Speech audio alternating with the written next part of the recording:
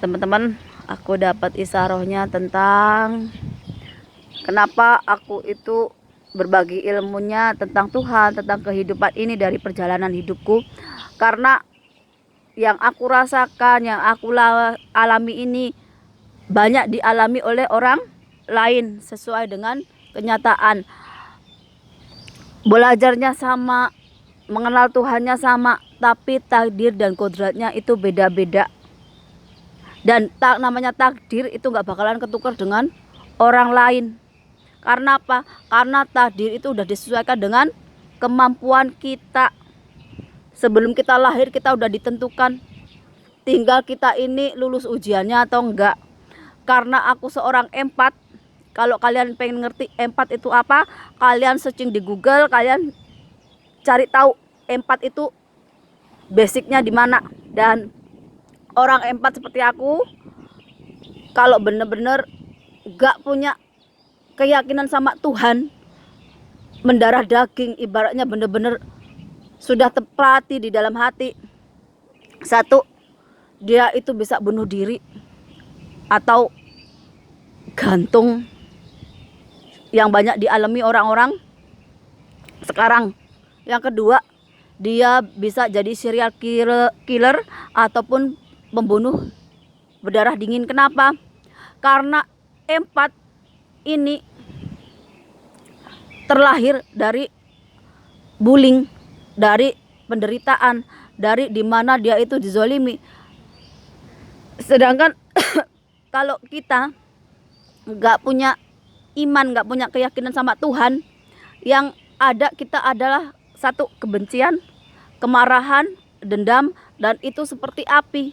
Api itu kalau di dalam diri kita bisa membakar diri kita sendiri ini. Pasti kita akan punya bisikan-bisikan yang ngajarin kita nggak baik. Entah itu kita itu disuruh melakukan hal-hal yang nggak baik untuk ibaratnya menyelesaikan dendam kita atau sakit hati kita atau sebagainya. Dan juga ada yang merasa udah nggak kuat nih, hidup terbebani, cuma dizolimi aja, bunuh diri. Itu ada di dalam diri kita ini, bisikan-bisikan seperti itu. Kenapa? Karena aku pernah ngalamin. Cuma karena aku yakin sama Tuhan, aku selalu bisa nenangin diriku sendiri. Aku pasti bisa bilang, ini adalah takdir Tuhan, baik buruk ini datangnya dari Tuhan. Aku gak peduli orang lain mau ngomong apa, mau ngejat aku kayak apa. Aku tetap di pendirianku bahwa aku yakin sama Tuhan, akan ada kebaikan di sebaliknya. Jadi kenapa aku itu lebih suka ngajarin orang lain itu untuk menjaga kata-kata, untuk menjaga perbuatan, agar apa? Agar kita itu sengaja nggak sengaja itu menyakiti orang lain. Kalau kita menyakiti orang lain, iya, kalau orang lainnya itu biasa-biasa aja atau bisa menerima atau sabar atau ikhlas atau memaafkan. Tapi bagaimana kalau dia itu orangnya rapuh, orangnya itu nggak kuat, dia bisa gantung diri. Kalau dia itu pendendam, pemarah, pembenci, dia bisa jadi seorang serial killer atau pembunuh. Itu kenapa aku yang ajarkan ke orang lain atau ke kalian itu, jaga lisan, jaga perbuatan, agar kita itu nggak menyakiti orang lain. Kita nggak tahu apa yang akan terjadi di kemudian hari. Ini yang kita itu kadang-kadang jumawa atau sombong dengan diri kita. Ketika kita itu diberi jabatan, ketika kita itu diberi kekayaan, ketika kita itu diberi kepintaran, kita itu bisa sengaja nggak sengaja melalui perkataan ataupun perbuatan kita bisa menzalimi orang lain. Sehingga apa? Sehingga orang lain itu menderita sakit mental, depresi, trauma. Ada yang sampai bunuh diri, ada yang sampai jadi pembunuh berantai. Kenapa aku nggak ngajarkan zikir ataupun olah nafas agar orang bisa mendapatkan kekayaan, ketenangan ataupun ilmu? Saya nggak mau ngajarin yang susah-susah dulu. Bisa jaga lisan, jaga tingkah laku itu udah jauh lebih baik. Nafas itu adalah kehidupan. Secara tidak langsung itulah zikir kita kepada Tuhan. Dengan apa? Dengan perbuatan baik kita. Kalau kita udah berzikir dengan nafas kita, dengan perbuatan baik kita, secara otomatis kita itu udah mandunggal sama Tuhan dengan tidak menzolimi makhluk ciptaannya yang lain. Bagaimana dengan sholawat? Sholawat itu adalah melembutkan hati agar hati kita ini empat, merasakan penderitaan orang lain, agar kita itu menjadi orang yang punya welas asih, agar kita bisa berbagi dengan sesama. Itu makna dari sholawat. Sholawat bisa dengan apa? Dengan perjalanan hidup kita itu, ngajinya dari perjalanan ini. Kita kalau suka dijahatin orang, sabar, tawakal, maafkan.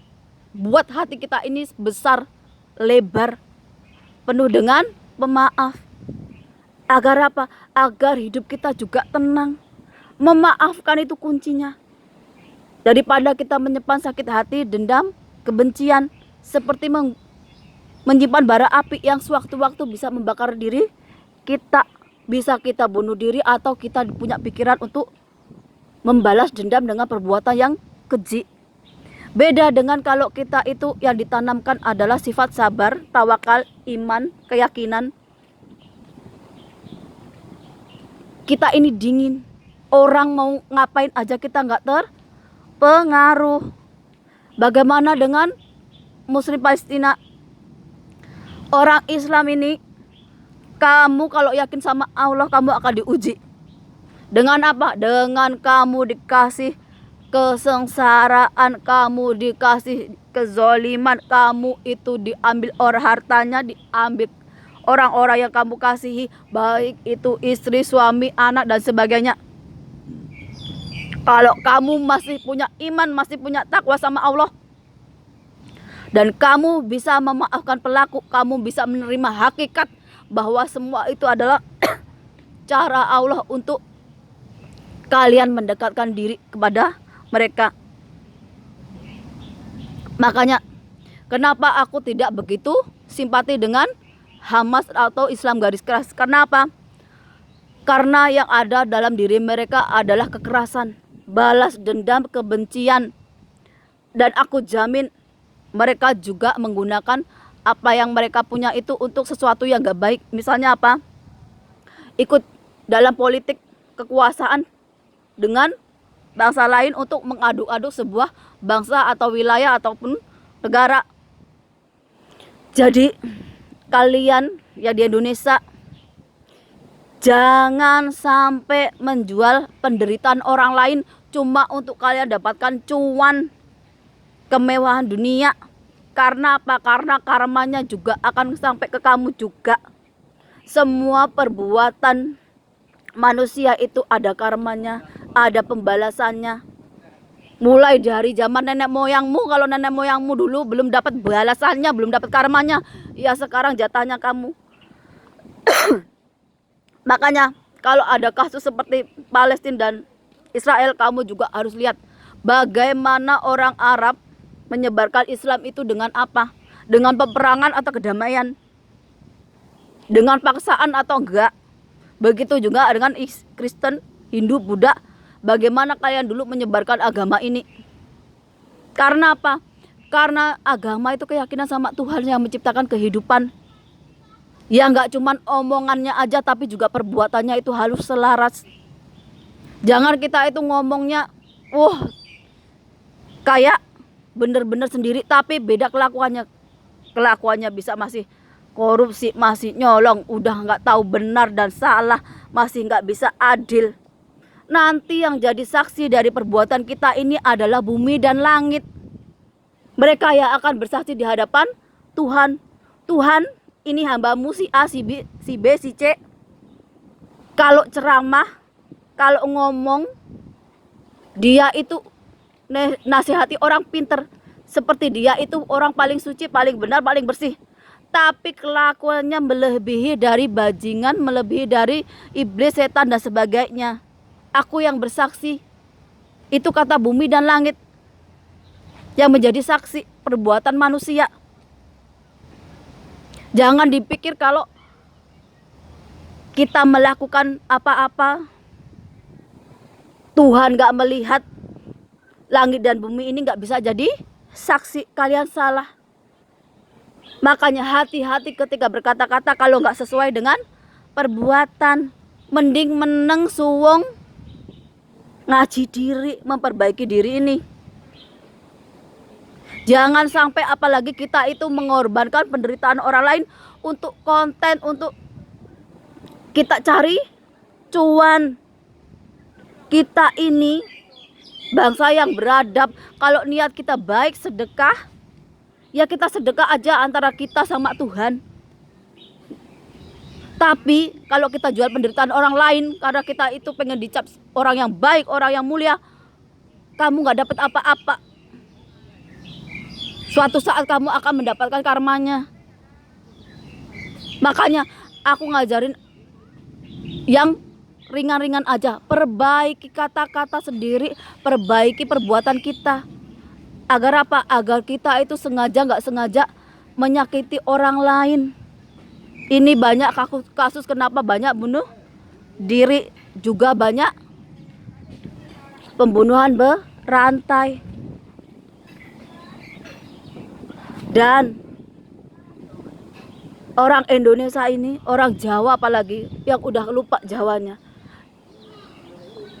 gak perlu jauh-jauh mikirin Palestina atau di sekitarmu aja. Ketika ada ketidakadilan, ketidakbenaran, kamu bisa memperbaikinya. Di depan matamu ada yang gak beres, ada yang gak bener, kamu diam aja.